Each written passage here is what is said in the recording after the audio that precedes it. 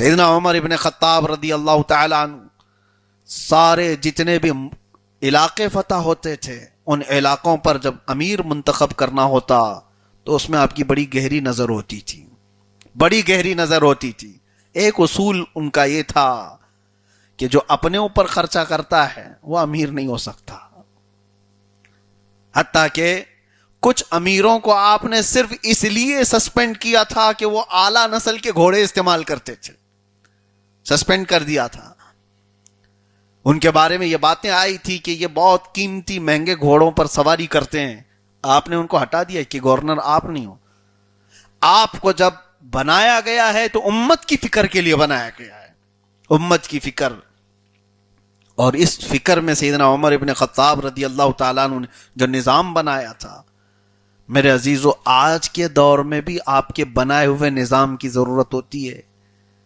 فوج کے لیے کس طرح کے لوگ بھرتی کیے جائیں گے، فوج کو کتنے دنوں تک دور رکھا جائے گا ان کے اپنے خاندان، ان کی بیویوں سے۔ 4 مہینے سے زیادہ کسی فوجی کو باہر رہنے کی اجازت نہیں تھی کہ وہ غلط کاریوں میں مصروف نہ ہو جائے اور ادھر اس کی عورت کے جو حقوق ہیں وہ بھی پامال نہ ہوں۔ یہ نظام بنایا ہوا عہد فاروقی کا ہے۔ دنیا اس وقت فوجیوں کے حقوق نہیں مانتی تھی، فوجوں پر جو بھی کیا جاتا ہے یہ سمجھا جاتا ہے کہ لڑنے بھڑنے کے لیے یہ لوگ پیدا ہوئے ہیں، ان کا کوئی خاندان، ان کی کوئی بیوی بچے۔ میرے عزیزو یہ اپنے گھروں کے پیچھے جو چھوڑا ہے ان عورتوں کی بھی تو زندگیاں ہیں، ان کی بھی ضروریات ہیں۔ عہد فاروقی میں یہ قانون پاس ہوا کہ کوئی فوج میں، کوئی جہاد میں کہیں پر بھی جائے 4 مہینے سے زیادہ کا سفر نہیں کرے گا، واپس اسے اپنی عورت کے پاس آنا ہوگا، اس کی عورت کے حقوق پورے ہوں، اور پھر ان کے اندر بھی کوئی غلاظت نہ آئے۔ عہد فاروقی میں روڈ بنانے کا سسٹم شروع ہوا۔ پہلے روڈ اس طرح کے ہوتے نہیں تھے کہ ایک جگہ سے دوسری جگہ جانے کے لیے راستے بنے ہوں۔ یہ سیدنا عمر ابن خطاب رضی اللہ تعالیٰ عنہ کے زمانے میں، اور آپ کو میں بتاؤں بالکل ڈیولپڈ جو لے آؤٹ بنائے جاتے ہیں، ٹاؤن شپ جس کو کہیں، یہ سب سے پہلے عہد فاروقی میں کوفہ اور بصرہ بنایا گیا تھا، جس کو ٹاؤن شپ کہیں۔ جیسے ایک نئی کالونی بنائی گئی جس میں سسٹمیٹک گھر، کہاں گھر ہوگا، کہاں دکانیں ہوں گی، کہاں بازار ہوں گے، کہاں ڈمپنگ گراؤنڈ ہوگا، ہر چیز۔ یہ سب سے پہلے اس دنیا میں نظام لانے والے حضرت عمر فاروق تھے۔ اس سے پہلے لوگوں کا ایسا کوئی کانسیپٹ نہیں تھا، جہاں گھر بنا بن گیا، وہ سیدھا ہے کہ ٹیڑھا ہے، راستے پر ہے کہ ادھر منہ کا ہے ادھر منہ کا ہے۔ سسٹمیٹک جو سب سے پہلے کالونی سسٹم لایا وہ حضرت عمر فاروق رضی اللہ تعالیٰ عنہ۔ اور پھر دنیا الگ الگ تاریخوں پر اپنے دن گنتی تھی، عیسوی تاریخ بھی چل رہی تھی جس کو AD کہا جاتا ہے۔ یہ زمانے سے الگ الگ تاریخیں چلتی تھیں۔ حضرت عمر فاروق رضی اللہ تعالیٰ عنہ نے فرمایا اسلام ایک پورا سسٹم ہے، کسی چیز میں کسی کا محتاج نہیں۔ اسلام کی اپنی تاریخ ہوگی تو ہجری تاریخ جو شروع ہوئی یہ حضرت عمر فاروق نے شروع کیا تھا۔ حضرت عمر فاروق رضی اللہ تعالیٰ عنہ نے اسلام کی اپنی ایک تاریخ بنائی کہ روز اس کی بھی ایک تاریخ ہوگی۔ اور شروع کہاں سے کیا؟ جب رسول اللہ صلی اللہ علیہ وسلم ہجرت فرما کر مکہ سے مدینہ تشریف لائے، وہاں سے پہلی ہجری کو شروع کیا۔ تاریخ کا، ہجرت کا، ہجری تاریخ جو آج بھی آپ دیکھتے ہیں، ویسے مسلمانوں کو اب ہجری تاریخ سے کہاں لینا دینا، یہ سنڈے منڈے جنوری فیبروری والے لوگ رہ گئے۔ اب اتنا تو معلوم ہے کہ ہماری محفل میں آئے ہو تو محرم تو ہے، مہینے پہلے سے تھے، لیکن تاریخ اس میں جو بنائی گئی ہے ہجری تاریخ کب سے شروع ہوئی؟ یہ عہد فاروقی سے شروع ہوئی۔ میرے عزیزو کیا آج ہم اس تاریخ کو بھی یاد رکھتے ہیں؟ آپ مجھے بتا سکتے ہیں یہ ہجری کا کون سا سال چل رہا ہے؟ 1458۔ بہتوں کو اس چیز کی خبر بھی نہیں رہتی کہ 1448 چل رہا ہے، 1445 چل رہا ہے، کچھ پتہ ہی نہیں ہے۔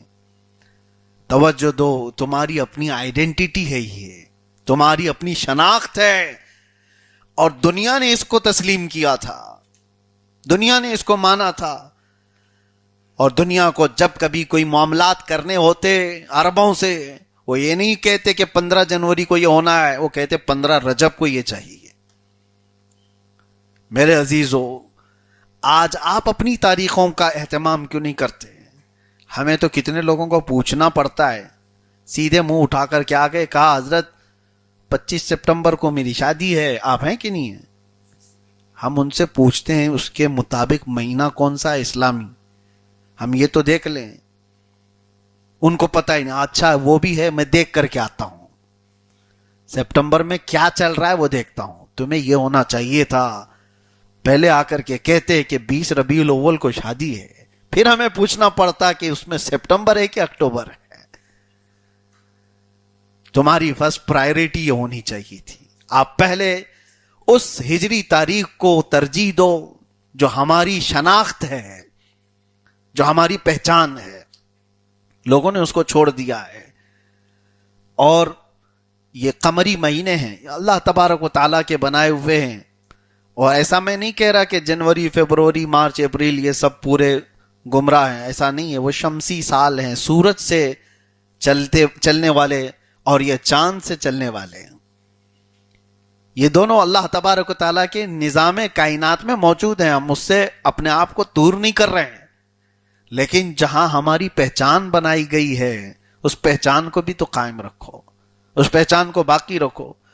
عربوں میں آج بھی سسٹم ہے، عرب میں آپ جائیں گے تو وہاں پہلی تاریخ آپ کو یہ نظر آئے گی اسلامی تاریخ، اور اس کے بعد جو موافق دوسری تاریخ ہے اس کو بھی بیان کر دیا جاتا ہے۔ یہ حضرت عمر فاروق رضی اللہ تعالیٰ عنہ کا بنایا ہوا سسٹم ہے۔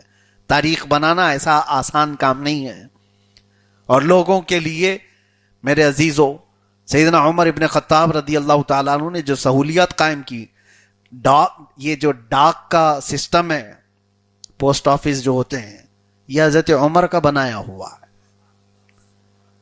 ڈاک سسٹم کہ کیسے خطوط جائیں گے، کیسے خطوط وصول کیے جائیں گے، اس کی ڈیوٹی کس کی ہوگی، کون لوگ اس میں باضابطہ سیلریڈ لوگ تھے، محکمہ ڈاک اس کو کہا جاتا ہے، ٹیکسال جس کو کہتے ہیں۔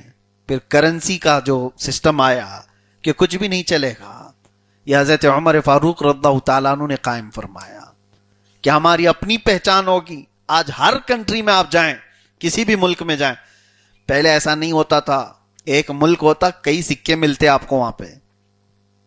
پہلے سسٹم ایسا تھا، ایک ملک ہے، سکے کئی ہوتے تھے، سونے کے بھی ہیں، چاندی کے بھی ہیں، پیتل کے بھی ہیں، تانبے کے بھی، اور الگ الگ نقشے کے ہیں، چلتے تھے تو ان کی اصلی ویلیو سے چلتے تھے۔ یعنی سونے کا اتنا وزن کا سکہ ہے، وہ چاہے اس پر کچھ بھی چھپا ہوا ہو، ویلیو ہے۔ چاندی کا سکہ ہے، اس پر کچھ بھی چھپاؤ، گھوڑا چھپاؤ، ہاتھی چھپاؤ، بادشاہ چھپاؤ، کچھ بھی ہو، لیکن اس کی اپنی ویلیو ہوتی تھی۔ تو اس طرح سے سکے چلتے تھے۔ یہ سیدنا عمر ابن خطاب رضی اللہ تعالیٰ عنہ نے ایک کرنسی جاری فرمائی اسلامی، درہم و دینار کو خاص فرما دیا گیا، اور اس کی ویلیو بھی تقریباً طے کر دی گئی، اور اسی پر سب کچھ نظام ڈیپینڈ ہے۔ کس کے پاس کتنے درہم ہو تو مالک نصاب ہے، کس کے پاس کتنے دینار ہو تو مالک نصاب ہے، زکوٰۃ دینے کے قابل ہے۔ یہ سب کرنسی بننے کے بعد ہر ایک کا وزن طے کیا گیا، دینار اتنے ہی وزن کا ہوگا، درہم اتنے ہی وزن کا ہوگا، اور جس کے پاس 40 دینار آ گئے وہ مالک نصاب ہے، جس کے پاس 200 درہم آ گئے، درہم چاندی کے ہوتے تھے، درہم چاندی کے ہوتے تھے، وہ مالک نصاب ہے۔ آج آپ سے یہ پڑھے لکھے لوگ ہیں، آپ لوگ بہت پڑھے لکھے لوگ ہیں، لیکن ایک مسئلہ میں آپ سے پوچھتا ہوں، زکوٰۃ دینے کے لیے ہر سال سنتے تو ہوں گے، مالک نصاب جس کو کہتے ہیں نا، جس کو اوپر زکوٰۃ فرض ہے، اس کے لیے سونا کتنا ہونا چاہیے؟ کتنا سونا اس کے پاس ہو، گولڈ کتنا ہو اس کے پاس جس کو زکوٰۃ دینا واجب ہے؟ بہت اچھا، کتنا؟ 7.5 تولہ سونا، اور چاندی کا بھی آپ نے سن رکھا ہوگا 52.5 تولہ چاندی۔ یہ کہاں سے آیا آپ کے پاس؟ یہ آج ہمارے پاس یہ سسٹم کہاں سے؟ 7.5 تولہ سونا اور 52.5 تولہ چاندی، یہ کس نے بنایا؟ میرے عزیزو، حضرت عمر نے جو درہم اور دینار کو بنایا تھا، 40 دینار وزن کرو گے 7.5 تولہ سونا بنے گا۔ 200 درہم جو چاندی کے تھے اس کو تولو گے تو 52.5 تولہ چاندی بنے گی. سسٹم وہی ہے. اور آج درہم و دینار ہے نہیں تو ان کا وزن تو برقرار ہے. اب قیامت تک کے لیے وہ سسٹم بنا ہوا ہے. خلافت کا سسٹم ایسے ہی نہیں کہ 4 لوگ بیٹھے اس کے یہ نظام الہی ہے.